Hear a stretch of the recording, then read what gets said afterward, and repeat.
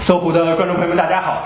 3年前，2012年的2月份，纽约尼克斯队替补后卫林书豪在5场比赛中拿下了136分，创下了 NBA 创立以来的5场最高得分纪录，在全球范围内刮起了一股林疯狂。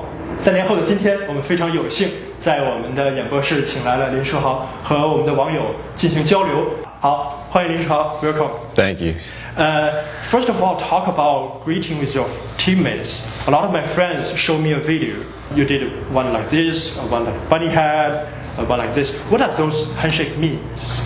It's just some like usually specific to that individual person. Mm-hmm. So, you know, the one like that just Robert Sacre doesn't have any hair, so it's kind of like, you know, so it's just like it's like a runway. Okay. What about the bunny head? Oh no, that's just because Jordan Clarkson is part Asian and I'm full Asian, so we can do that together because we both have some Asian in us. Yeah, so each person has their own individual one.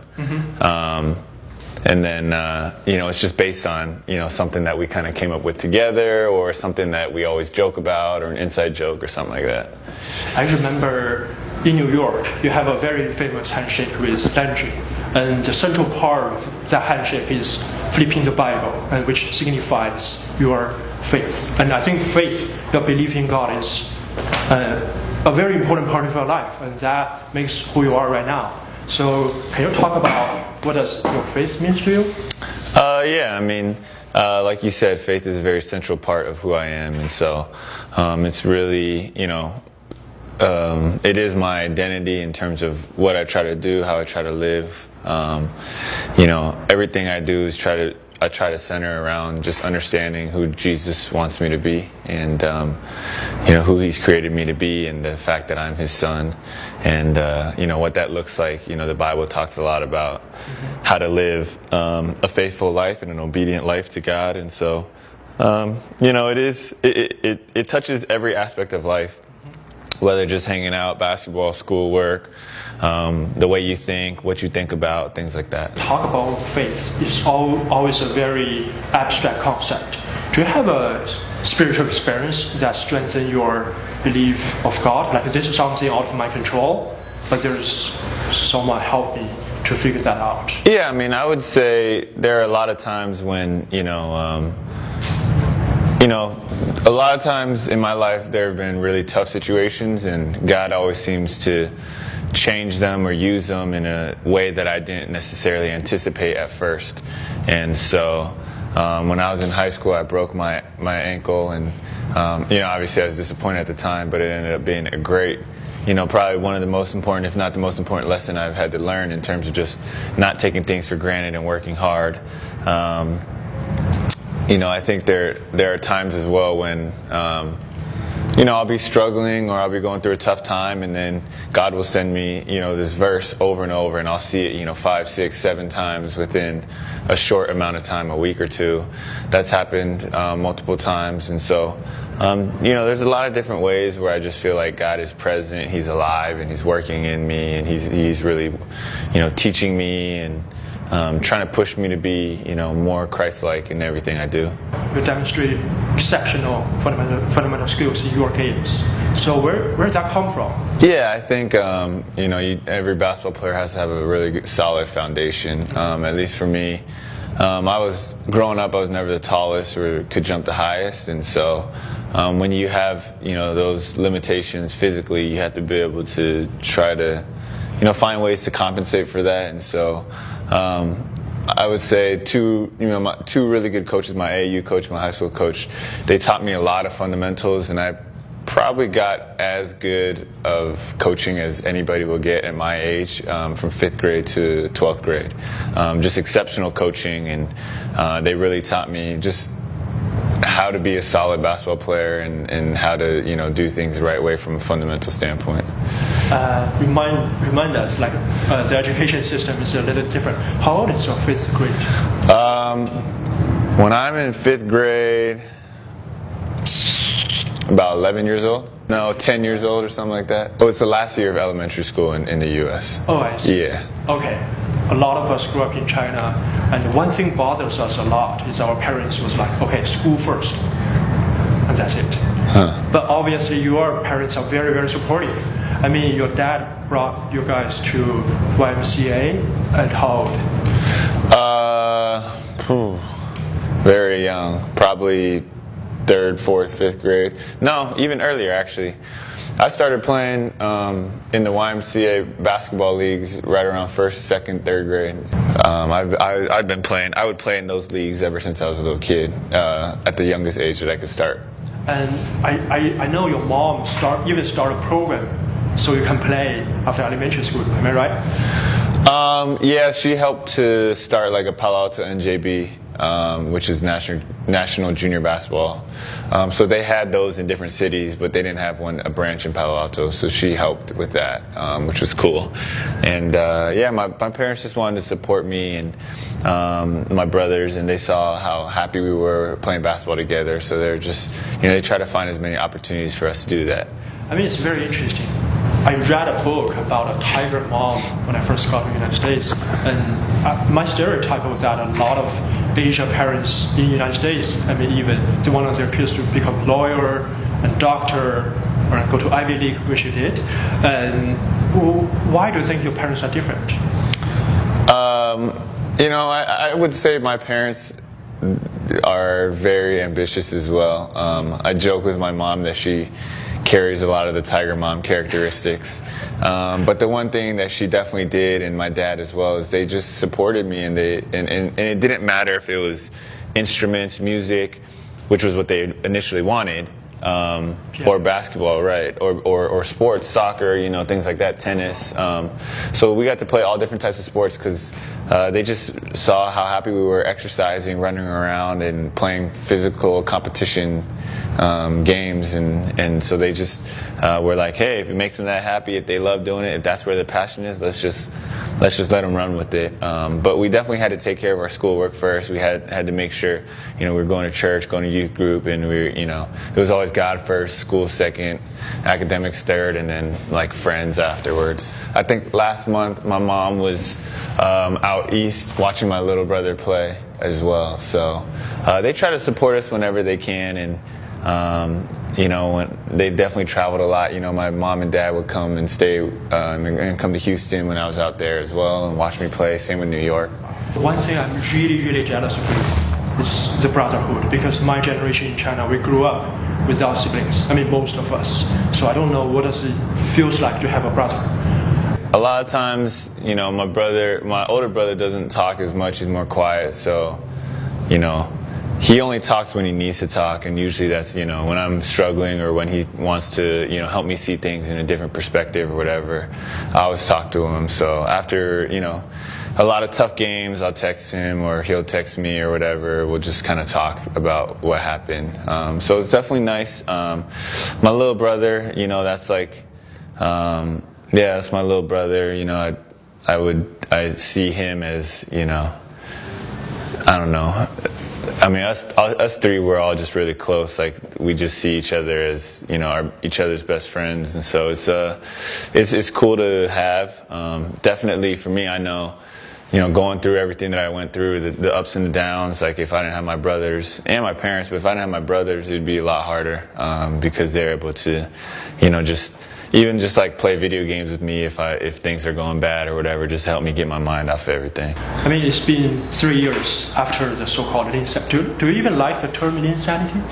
I mean, it's fine, but I don't like when people call me that, or like my friends call me that. But I understand when people talk about, insanity, what they're talking about, and that's okay. Mm-hmm. But do you see that period of career in a different way after 3 years? I'm able to maybe take a step back more now and kind of appreciate it for what it was. I think when it happened, it was just so crazy, and it was so much going on at once, and the games were coming so fast, and so I wasn't able to really take a step back. 3 years out, I'm able to appreciate it more, and able to see that was a really incredible time, and it was a lot of fun playing on the court, just having fun out there and us winning and playing well together. So I definitely appreciate it, and I think back, and I'm thankful for that time for sure. You mentioned a lot that life is up and down. Right now, after you sign with Lakers, I believe the benching experience is pretty tough. After Linsanity, after that time, do you think that experience helped you to face this challenge in your life? I think for me, when I think about Linsanity, it was a glimpse of what God's able to do, the power that He has, and I think for me, I always, when I go through tough times, I try to remind myself, about who God is, because that helps me take the focus off of myself. It helps me see God for who He is, and when I'm able to do that, I'm not so concerned with the problem. When I focus more on God, I'm able to focus less on the issue or the obstacle. And I think for me, New York just, showed me, this is how powerful God is and how capable He is, and that's just, scratching the surface of what He can really do. And so, as I go through the benchings or as I go through tough seasons, losing seasons, whatever it might be, I still always try to remind myself, God has a perfect plan. I can see that in my life. Many times He always turns bad situations into good situations. God is very powerful. I see that in New York. God is faithful. God is loving, those type of things. And those promises I try to remind myself. And it comforts me as I, like you said, go through the ups and downs of life. A lot of people, when they talk about insanity, they use the word overnight sensation. But I don't believe that. I think that's a lot of hard work. And insanity is just an outcome. And I'm pretty sure you're not satisfied with insanity. You're looking for something bigger. So what is your short-term and long-term goals? Short-term is just, as I think about it, I just try to take each day, one day at a time. I don't try to get too far ahead of myself. I realize, for example, right now I have one game tomorrow. So I got to think about that game. And then after that game, I think about the next game. And so I just try to take each day at a time. And, when I think about the next game, what do I want to be? What do I want to do? What are my goals? One is really to just have joy on the court, to play with joy, to be thankful. That's number one. Number two is just to play aggressive, to play the way that I'm supposed to play. Sometimes I'll play 15 minutes. Sometimes I'll play 30 minutes. Sometimes I've played 0 minutes. But anytime I step on the floor, I want to make sure I'm attacking, I'm aggressive, I'm playing confident. And I feel like as the season has gone on, even though my minutes have come down, I feel like my performance has gone up in terms of just the consistency or the aggression or the efficiency. And I think that's what, that's what I can control, is just how I play. Long-term goals, I don't feel like those have changed. I still believe that I can be a starter in this league, and I'm hoping to be able to do that at some point and do that, consistently. And I do also want to win a championship at some point as well. That would be really cool. I guess, those are my long-term goals. 1 week from now, I'm relocating back to China for good. When I think about my future, there's a lot of uncertainties, and sometimes it freaks me out. That's why I told you I saw your documentary for many, many times. Right. Because I know you faced a lot of uncertainties in your life, and I'm sure there will be a lot more in the future. So in terms of uncertainty, how do you handle that part of life? For me, it's at this point that's just what I'm used to. My life has never been certain. Nothing in my life has ever been certain. So it's just a way of life for me. I think it's just a way that God keeps me always on edge, always, pushing me to trust Him more and more and depend on Him more, just because I never know what's going to happen next. I don't know if I'm going to get injured tomorrow. I don't know if I'm going to get traded. I don't know, you have no idea what's going to happen. You don't even know if you'll wake up tomorrow. And so a lot of the things for me is just repeating Bible verses, Romans 8:28, Romans 5:3-5, verses like that. Just really help me understand that even though I can't necessarily see, what the next step is going to be, I know that there's a God who loves me, and He's always looking out for me, and no matter what happens, whatever happens next is exactly what is supposed to happen according to His plan. And when I have that, I begin to trust not in myself. I stop trying to control everything myself. I'm able to just really walk by faith. And I think that's the essence of, what it means to be a Christ follower is you don't know necessarily where you're going, but you know who you're following, and that's the most important thing. Before this interview, I talked with Patricia about if we should conduct this interview in Chinese or English, because your Chinese is really, really good. When did you start learning Chinese? I mean, I started learning Chinese, when I was a kid. I wouldn't say I learned it well, but I would say I tried to. I went to Chinese school, and then a lot of times, like as I started playing more and more basketball, my games were on Friday nights and Chinese school was on Friday nights, so I eventually stopped going. Then I didn't take Chinese for a while, and then I just feel like in the last couple of years I really started to try to learn more so I can carry a conversation and all the way through and to be able to speak it fluently. Do you guys speak Chinese at home, or that's just not really? Like we'll say it sometimes. Like, what about with your parents? My parents speak English for the most part. When they want to yell, they'll yell in Chinese. Sometimes we'll speak Chinese just to like mess with them or to joke with them. But for the most part, we speak English. Chinese New Year is coming. Do you have any plan for Chinese New Year? Just no specific plans. I think for me, the most important thing is just hang out with the people who are close to me, and have a cool little celebration, have a nice dinner, besides that, nothing crazy. I think with All-Star Weekend and everything, we'll probably be getting ready for the games after the All-Star break and stuff like that. But just trying to rest and get my body right and recuperate a little bit. What do you eat for Chinese New Year dinner? It depends. Like a lot of the times. So when my mom is around, my favorite dishes is I love her cao fan. I think her cao fan is the best in the world. I love when she makes 葱油饼 and 蟹壳黄. Those are really good. So usually we'll eat, some of those. And then, growing up, we actually just had potlucks. So we'd have a lot of different families. So other people would bring, egg rolls or noodles or whatever it might be. And we would just have a bunch of random Asian dishes. Because a lot of people told me that In-N-Out burger is a favorite of Jeremy. Is that right? It is, but, you can't eat that for Chinese New Year. That's not appropriate. But I mean, it is your favorite food. Am I right? It's up there. Oh. I have a hard time saying like what is my favorite food because I just feel like it depends what mood you're in. But I would say sushi is up there.